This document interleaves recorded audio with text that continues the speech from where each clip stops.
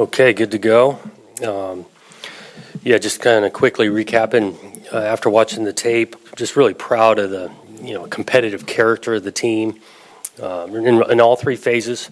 Got, again, a ton of respect. I just thought it was a really good football game. Both sides, back and forth, making plays, competing. Came down, obviously, to the end there, and was happy with our guys that responded throughout the game. But then we always move forward, and really looking forward to this weekend's game. One, playing in Portland, a little bit different, but excited to get around a bunch of Beaver fans that live up that way, and excited playing in a cool venue, a soccer venue that I think is going to be great for a football game in the atmosphere. And so we're excited about getting up there and doing that, and playing a quality opponent that has our full attention. You talk about a team that's won a bunch of games last year, playing for a national championship in the national championship game last year. A couple of guys drafted off of their roster, so they got our complete attention on both sides of the ball, quality football, and our guys are going to have to prepare really well to give us a chance to win the game. Okay, so you won the game Saturday. You didn't have any turnovers. Penalties were down on offense. Did you feel like you saw the typical improvement you would like to see from game 1 to 2? I think we'd like to have a little bit more. I do think we were cleaner on that end. But after watching the tape, we mis-ID'd a few times offensively. Obviously, we dropped the ball, and we got more to us. I did think, the snap count thing, hostile place, that was better. But without a turnover, you score 34 points. You take that a lot of times offensively to score 34 without gaining a turnover, great field positioner type thing. So there's a lot to like, but I still think there's a little bit more to us. What specifically did you not particularly? I didn't think you made a step forward in improvement. Well, again, we got to catch the ball to stay on the field and sustain drives. I go back. We took a couple of sacks. We mis-ID'd a couple times in the run game. That did not show up as much in week 1. We dropped a few balls. So there's some steps we'd like to make there. How do you fix the drops? I think it's a little confidence and concentration. These guys are well capable of catching the ball, and so you make an emphasis again in practice, recreating that in practice, even during individual and where the ball was placed, the exact route they were running when they didn't bring it down. Now that you've seen Fresno State, how good did you think that team was? I think they're pretty good. I think they're going to win a bunch of games. I thought the quarterback, on tape, and I saw it in person, there were some big-time throws in there. We're around him a little bit. He's standing in there throwing strikes. They can separate man coverage. I think defensively, the physical could tackle well, challenged us, so I think they were good. Defensively, only one sack. Watching them against Cal Poly, I thought you guys might have a little more success. Is that because of your scheme, or was that just because Hainer was getting the ball out? Yeah, I think it's Hainer getting the ball out. We blitzed him a little bit, got the ball was coming out. I know they threw it a lot, pass attempt wise, but a lot of those, he wasn't going to sit there and hold the ball. He's a little more athletic than people probably give him credit for. He escaped a few times, so we would like to affect the passer more than we did. No Corey Stover. There were some other guys. We saw Lolo Hea back in the lineup. How's injuries playing out? Corey had been banged from the first game, and he was available, but didn't get him in the game, and the need to. Hopefully, he's feeling a whole lot better in this next week. Who else did you ask about? It was nice to get him in a limited role, but he played a little bit, and hopefully now he'll be playing a whole lot more this next week. Should be good. Yep, should be good. James Rawls should be good. Luke Musgrave will not. You will not see him this week. Hopeful to get him back in a few weeks, but not this week. Trey Lowe, same way. Trey Lowe aggravated it really on Tuesday, and so he might be a week or two away, but you won't see Trey or Luke this week. And then Isaiah Newell didn't make the trip. Is he injury, or is that a different injury? It's not a disciplinary, call it an injury. It's a non-football injury. He'll be back here in a week or two. The big impact of not having Luke in there, and how you guys are going to handle that now facing Montana State. Yeah, he's a good player. He's going to be missed for a game.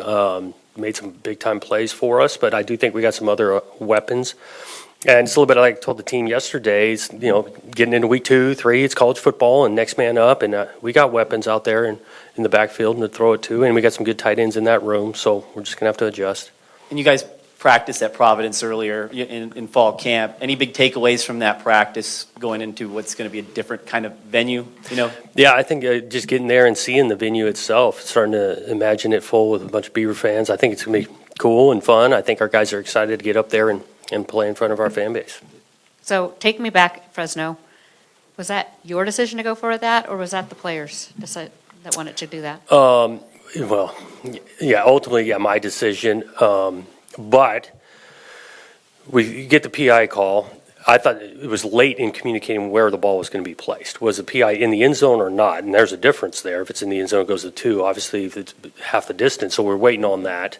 Got that solidified. Started thinking about our red zone defense and our ability to keep them out of the end zone. Talked about a call or two, sent the field goal unit, and we were kicking it. And we did kick it, actually, before they called timeout. Then flipped the script. Decided to, look, you're going to kick this field goal. The best thing you can do is tie the game. You still had a chance to lose it, no opportunity to win it. And so went with the call to give Coletto what he had scored on previously earlier in the game. They call timeout again, come on over, and this is the truth. Jack comes over, I'd rather do this. I'd rather have this call. I think this is better. Look him in the eye and okay, let's do that. So Jack calls it, and obviously he scores. Your defense gave up a bunch of yards, but really competed in the red zone and kept you in the game in that second and third quarter where it felt like they just had the ball for the entire time. Yeah, they're tough and they can move it, and they're tough to stop. Again, stats are what they are. It comes down to scoring points. I think the same thing for us on offense. We're not trying to every game just rush for 200 yards or something. We're trying to score. And so it was a great job by our defense to keep them out. There's a huge difference, and played out in that game, the difference between 7 and 3 points. Olapo obviously had 15 tackles, but it seemed like more than that.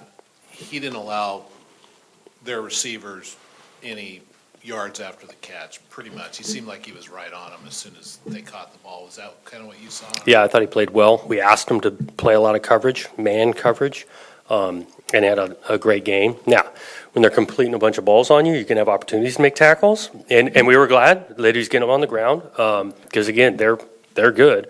I thought he had a really good game. He's one of my favorite stories on this team from where he started as a freshman, what he's done on and off the field, developed, turned into one of our leaders, a voice, and a really good player. I was going to ask that. We've known he can tackle and hit. Yeah. Coverage, it's been a work in progress, Again, hasn't it? well, yeah, and I go back to Fresno, how good those guys are. They did. I mean, we got 2 veteran corners, and they challenged those 2 guys outside a little bit, but they were going to throw it interior on, our nickel or safety. Credit to them, good scheme. But Katan did a really good job competing throughout the night. It's 2 of the guys that you forgot to ask. What Julian, he did play again. Did he make the trip? He did trip. He's practiced a little bit more. We're anxious to get him back and going. Hopefully this week through practice he'd get to a point where he's ready to go in the game. And then where does Hayes was a little limited with it? It's groin or something. Yep, he's been a little bit limited, and the way Atticus has been kicking off, we felt good about that, and so we still feel good about Everett doing the field goal thing, Atticus on the kickoff, and when Everett gets fully healthy, we got both of them. Did you like the kickoff coverage in the game? Could have been better, so we could have placed the ball better a little bit. And again, they got a good returner. We knew that going in, but it could have been a little bit better. Montana State's their quarterbacks are gonna run a lot. Because you saw a guy Boise can run a little bit. Does that help you at all, or is it totally different? No, I think it helps you a little bit. Again, that game, Boise, adjustments within the game. Now we get a week to kind of prepare. They've got a couple of guys they can put back there that can make plays at quarterback. So, and it's dangerous. It's tough to defend when they can throw it and the quarterback can run the ball, which they present problems that way. Just back to that game-winning play, trusting Jack. I mean, not a lot of coaches or not every coach would trust their player in that situation. Where does that come from for you? Was there a moment in your coaching career where you made that switch to trusting your players in those situations where maybe other coaches would use more conventional wisdom? Right. Where did that kind of develop for you? No, that's been a little bit, like I think about a coach quarterback for a long time. And there'll be some situations, whatever, third down, TV timeout. Hey, what do you like? You like this or that? And you want the quarterback to feel comfortable. And I go back to this trust thing. Yeah, Jack on the particular play, it came to really trusting that offensive line, those tight ends on the 2-yard line, fully confident in their ability to create space for Jack. So tons of discussion on social media about Fresno's last drive, and you guys brought the house, basically just left Jaden Grant. Yeah. And they completed the big pass. Yep. What was the thought process on that blitz? Loved it. Loved the call. And I'll tell you why. So there's about a minute left, and we needed we were down or up 3 by trying to forcing them backwards, holding them then to the field goal. Also, declaring the thing by them scoring allowed 50 some odd seconds, saved our 2 timeouts. You think about if we play some softer zone coverage, they run the ball for a gain of 2. Either we're calling timeout or tick, tick, tick. That's where it was. Yeah, did I love that they scored? No. But I love the call by Trent, understanding where the game was at and forcing the issue at that point to save us the time. Changing gears now with Montana State. Did you catch any of the football games this weekend? I mean, the Sun Belt won 3 big games. Right. Is that something that you can point to your locker room and say, hey, these other divisions, the lower divisions can? Yeah, well, we respect everybody we play. They've seen college football, this year, last year on what, 1AA had done. These guys are good. They're going to have our full attention. They know how to win. They've got good players. They've got good schemes. I do think our guys will understand that this will be a challenge. Thank you.